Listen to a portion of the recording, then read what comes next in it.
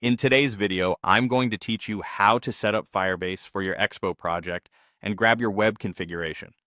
We'll walk through the Firebase console together, create a fresh project, register a web app, and copy the configuration you'll need later in your code.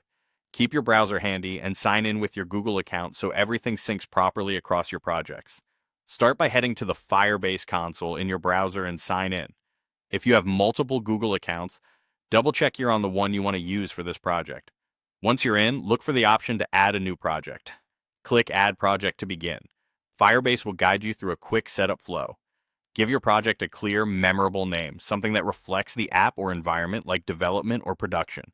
Depending on your needs, you may be prompted about enabling Google Analytics for the project. You can leave it off for now or enable it if you plan to use analytics. This choice won't block you from moving forward. When Firebase finishes creating the project, you'll land on the project dashboard.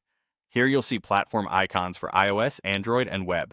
Because Expo apps use the web configuration for Firebase, click the web icon to add a web app. This tells Firebase you're registering a web client for your project.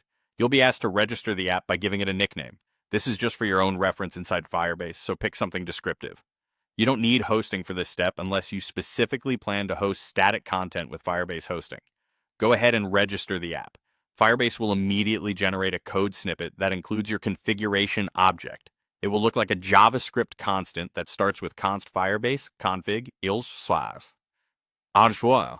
This object contains the keys and identifiers that connect your app to your Firebase project. Carefully copy that entire configuration object. You'll use it later when initializing Firebase in your app. Even though this config is safe to include in client-side code, treat it thoughtfully. Keep a clean copy somewhere you won't lose it, and consider storing it in environment variables or a separate config file so it's easy to manage across environments. Once you've copied the configuration, click Continue to Console. You'll be returned to your project dashboard where you can manage services like authentication, Firestore, and storage whenever you're ready. That's it. You signed in, created a project, added a web app for Expo, copied the Firebase config, and returned to the console, fully set up for the next step in your app.